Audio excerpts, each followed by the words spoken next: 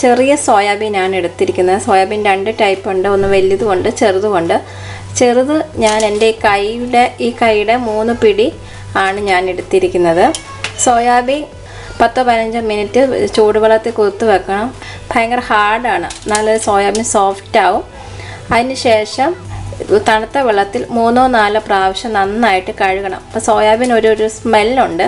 അത് പോകാൻ വേണ്ടിയിട്ട് നമ്മൾ 3-4 പ്രാവശ്യം നന്നായിട്ട് കഴുകിയതിന് ശേഷം വെള്ളം നമ്മൾ ഊറ്റി ഒരു സ്ട്രെയിനറിലോട്ട് മാറ്റി വെക്കണം. ഇപ്പോൾ വലിയ സോയാബീനാണ് നിങ്ങൾ എടുക്കുന്നതെങ്കിൽ ഈ സോയാബീനിൽ മൊത്തത്തിൽ ഇട്ടാലേ ഇത് കറിയിലേക്ക് മസാല പിടിക്കത്തില്ല. അപ്പോൾ ഒന്നെങ്കിൽ ഇത് 3ആയിട്ടോ 2ആയിട്ടോ അത് അവരുടെ ഇഷ്ടത്തിനനുസരിച്ച് ഇത് കട്ട് ചെയ്യും. അപ്പം ഞാനിപ്പോൾ ചെറുതാണ് എടുത്തിരിക്കുന്നതുകൊണ്ട് അത് കട്ട് ചെയ്യാൻ മാത്രമില്ല, കുഞ്ഞതായതുകൊണ്ട് അത് തന്നെയായിട്ടാണ് ഞാൻ യൂസ് ചെയ്യുന്നത്. അപ്പം ഞാനിത് തണുത്ത വെള്ളത്തിലോട്ട് ഒഴിച്ചിട്ട് 3-4 പ്രാവശ്യം ഇതിൻ്റെ വെള്ളമൊക്കെ പിഴിഞ്ഞതിന് ശേഷം കാണിക്കാം. എണ്ണ ചൂടായിട്ടുണ്ട്. ആദ്യം നമുക്ക് കറിവേപ്പില ഇട്ട് കൊടുക്കാം. തേങ്ങാക്കൊത്ത്,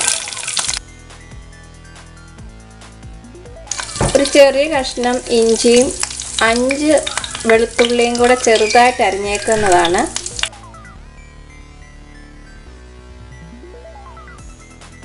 ആറ് ചുവന്നുള്ളി 2ആയിട്ട് കട്ട് ചെയ്തേക്കുവാണ്. ചുവന്നുള്ളി ഇല്ലെങ്കിൽ നിങ്ങൾക്ക് സവോളയും യൂസ് ചെയ്യാം. പക്ഷെ ചുവന്നുള്ളി ഉണ്ടാക്കുന്നതിലാണ് ടേസ്റ്റ്.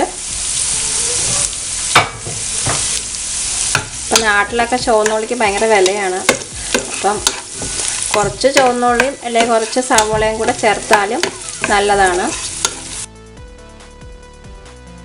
നമുക്ക് ഇതിലോട്ട് ഉപ്പിട്ട് കൊടുക്കാം. നമുക്കിത് 1-2 മിനിറ്റ് അടച്ച് വെക്കാം.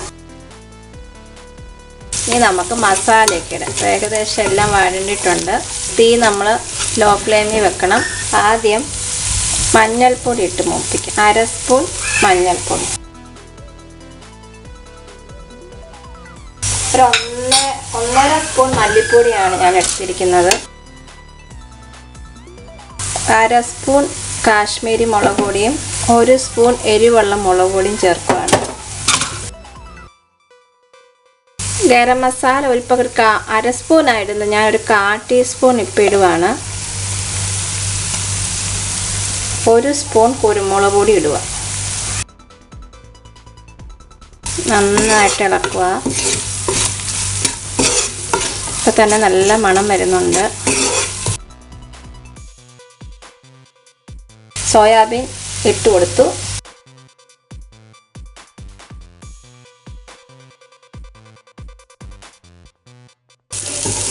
ഇച്ചിരി സമയം എടുക്കും, പക്ഷേങ്കിൽ വളരെ നല്ല ടേസ്റ്റാണ്. ഞാൻ ഇതിലോട്ട് 1/4 ടീസ്പൂണിനൂടെ കാശ്മീരി മുളക് പൊടി ചേർക്കുകയാണ്. അതേപോലെ തന്നെ ഞാൻ ഗരം മസാല 1/4 ടീസ്പൂൺ ഇട്ടോളൂ. 1/4 ടീസ്പൂണും കൂടെ ഇട്ട് ഒന്നുകൂടെ വഴറ്റാം. പിന്നെ ഞാൻ എണ്ണ ഒഴിച്ചിട്ടില്ല. അതേപോലെ തന്നെ ഞാൻ വെള്ളം ഒഴിച്ചിട്ടില്ല. അല്ലാതെ തന്നെ ആ ചെറു തീയിലിട്ട് ഇങ്ങനെ വഴട്ടിയെടുക്കുന്നതാണ് ടേസ്റ്റ്. ഈ സോയാബീൻ ആ ഒരു ഇതെല്ലാം നന്നായിട്ട് ഫ്രൈ ആയാലേ ആ ഒരു ടേസ്റ്റ് കിട്ടത്തുള്ളൂ. 10-15 മിനിറ്റ് എടുക്കും. അപ്പം നമ്മുടെ ഏകദേശം റെഡി ആയിട്ടുണ്ട്. ഞാൻ ടേസ്റ്റ് ചെയ്ത് നോക്കട്ടെ.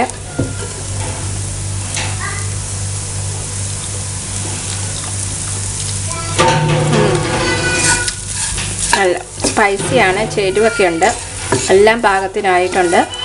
അപ്പം നിങ്ങളിത് ട്രൈ ചെയ്ത് നോക്കണം. തീർച്ചയായിട്ടും നിങ്ങൾക്കിത് ഇഷ്ടപ്പെടും. അതുപോലെ തന്നെ ഇതുണ്ടാക്കിയിട്ട് പിക്ചേഴ്സൊക്കെ അയച്ചു തരികയും വേണം. അപ്പം അടുത്ത റെസിപ്പിയായിട്ട് വീണ്ടും വരുന്നത് വരെ എല്ലാവർക്കും നന്ദി, നമസ്കാരം. Thank you.